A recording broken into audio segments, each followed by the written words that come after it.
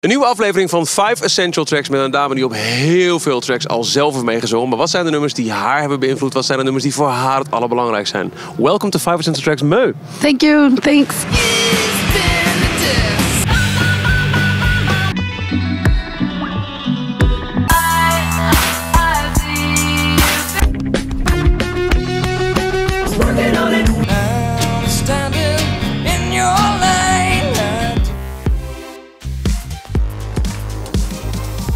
I think I want to start with the Sonic Youth song called Swimsuit Issues from their album called Dirty. Yeah.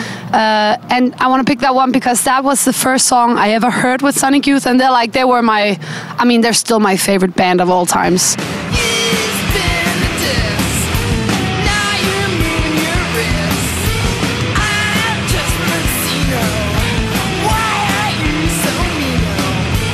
And I remember I was sitting in the bus driving to school, like from the suburbs and into the city. Mm-hmm. And I had borrowed this album from my good friend that was like, she was really cool. She knew all about the cool music. And I was just starting to dress in black, you know, and be like, I was a teenager. Boots. Yeah, exactly. I was just getting into the whole thing. Exactly. Yeah. And then I remember I heard Swimsuit Issues, which was the second song on the album, and the first song where Kim Gordon was singing. Yeah.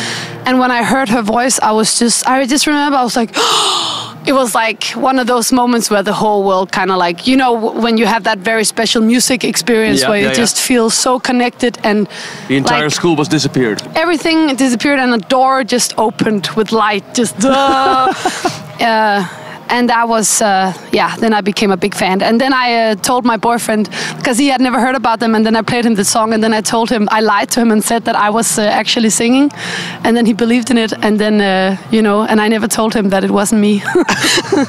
Like, it's many years ago, you know, like a ton of years ago. But... Do you still speak to him? Is he still your boyfriend? Oh, no, okay, that's long. Yeah, it was just a little thing. But anyway, I thought it was funny that he was like, wow, you really sing like that? Well, that's really cool. And I became obsessed with them. So yeah, they're still my favorite band. I used to draw pictures of them, and like I would write down all their lyrics because I think their lyrics are just the sickest. Pin with the years. And again, it was kind of actually in the same period of time, maybe a little bit before actually. I think I was maybe 12 or 11 or something. Or maybe it was around the same time, I'm actually not sure. And that track especially was one of the ones where I really used to daydream a lot too. Like I would always just like, again, for some reason it's always when I'm traveling that I get to like sit and just stare and wonder and just We're gonna go back in. We're gonna go, go, go. We're gonna go back in. We're gonna go, go, go.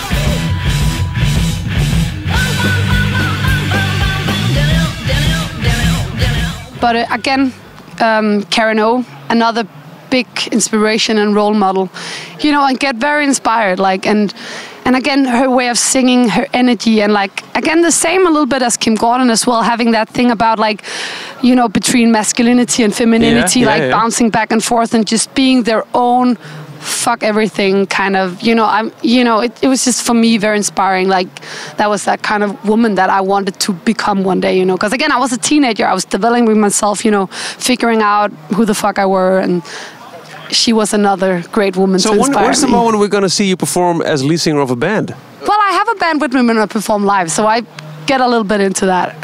But the songs you mentioned so far are so in the, you know, the almost punkish vibe, the guitar bands. But I used to be in a punk band for many years, and the thing is though, before this whole teenage period of time, I was like super into pop, and that's why I also have great love for pop music. But I feel like it was these women and this kind of genre that kind of developed me, you know, a lot as a person. So later on, it kind of merged with the pop that's also in my heart, you know. And then I think that's, you know, because I totally know why you're like, whoa, why are you choosing these songs? But Get Free with Major Lazer. I was 12, when that one came out. And I just remember, again, it was one of those moments again when the door opened and it was like, because that mix of sounds and the minimalism and the the passion in the voice and in the sounds, and still the coolness, and you could feel yourself dancing to it. It was like it was this sound. I'm starting to dance already. Yeah. Just thinking of that song. You know, right? Yeah. Like the bass and the shit. It's just like, oh.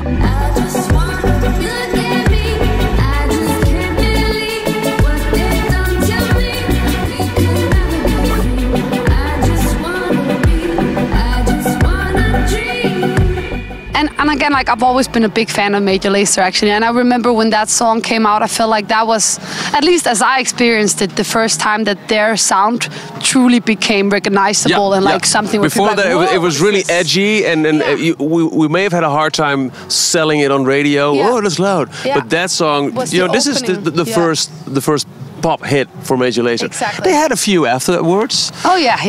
you might have known them. Maybe, I'm not sure. Can you describe to me what it's like to remembering first hearing Lean On? Get Free. Get Free, yeah. And then being in the studio with them, recording Lean On. So actually we were not. I mean, we were in studio, but when we started working on Lean On, it took 1.5 years until it was done. Ooh. So it was a long process, and I think throughout all that time, I was so stoked working with them, because again, as I just told you, like I was the biggest fan of them. So it was really wild for me to even be working on a track with them. I was just, and so I was just and so I was just, because actually they sent me some beats, and I was like, writing the beginning scratch for the top line for Lean On, and we would be working back and forth, and we would meet up in some studios and trying to finish it, and it all took a while. And I never know if I have a big song or if it's just a song you like or whatever it's gonna happen, But you can't predict a hit. No, you just really can't. That's what I'd say. But I remember when he was then Diplo, he wrote me an email, and were like, when the song was done, he wrote me an email and said, hey, can you go to India and shoot this video on these and these dates? And I was like, oh, shit, is it gonna be a single? Because I was just really hoping that it would end up on the record. I didn't think it was gonna be a single. So when he wrote me that, I was just, what? I'm gonna be on like a single with my favorite band. That's fucking sick. So So that's quite a journey. I was so happy. Went for a lot of doors, but look what it got you. Yeah. That was amazing. That was a dream coming true for sure. Starstruck with Santigold. Yeah. Yeah, from her first record, I guess it was. I think it might have been the first one I heard with her, just like with Sonic Youth, where it was Swimsuit. But no, it's also something about the bass and the verses, the way she sings it, and the mix of that minimalism and like silence and then storm, just and like I love that mix. And that song, again, it's very emotional, but still also it's powerful. Yeah.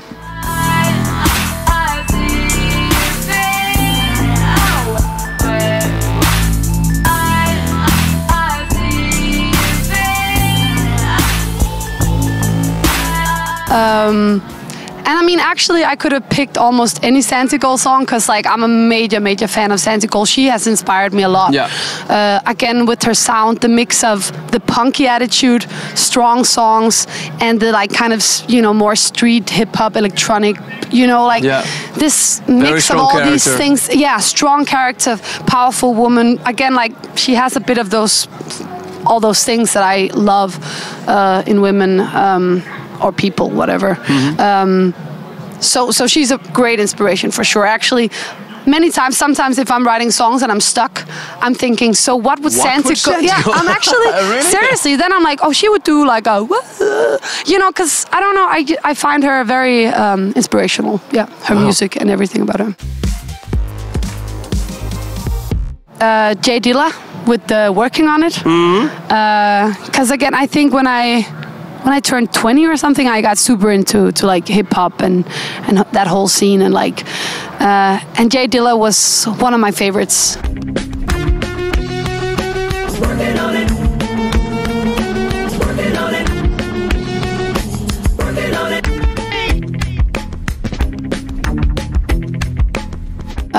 Again, actually, always like when people ask me what is it about it that you love, So, again, sometimes for me it's so much about feelings and the feelings that it makes you feel, like the vibe that it gives you.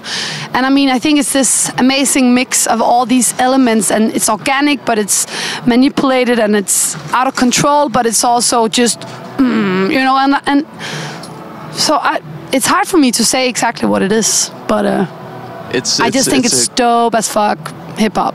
Yeah. Very strong feelings. Yeah, strong feels, yes.